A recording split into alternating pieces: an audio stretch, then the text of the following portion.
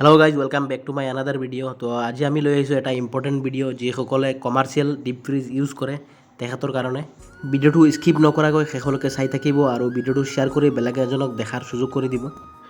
এই ফ্ৰিজটো আজি আমি 3-4 দিন আগত এবাৰ চাই গৈছোঁ, অলপ ঠাণ্ডা আহি আছে আৰু এই ফ্ৰিজটো দেখা পাইছোঁ যে ইয়াতে দেখা পাইছে তেল আহি আছে, যিটো আমাৰ চাৰ্জিং বাল্ব হয়, যি দুটা টাইট ব্ৰেজিং কৰিছে তাৰ পৰাই গেছটো লিক হৈছে আৰু ছাইডতে 2-3টা টাইট গেছটো লিক হৈছে, ইয়াত দেখা পাইছে। ইয়াতে আমি কাটি এতিয়া আমি ব্ৰেজিং কৰি আছোঁ। ইমানকেইটা টাইট লিকেজ হোৱাৰ কাৰণটো হৈছে ফ্ৰিজটো যোৱা এবছৰৰ পৰা বেছি দিন বন্ধ আছিলে। এই ফ্ৰিজটো এটা হোটেলত ইউজ কৰা আছিলে, তাতে বন্ধ কৰি ৰাখিছে, যাৰ কাৰণত ইমানকেইটা লিকেজ হৈ গেছখিনি ওলাই গৈছে। যিহেতু লিকেজকেইটা বাহিৰত হৈছে সেইকাৰণে আমি কম খৰচতে কৰি দিব পাৰোঁ।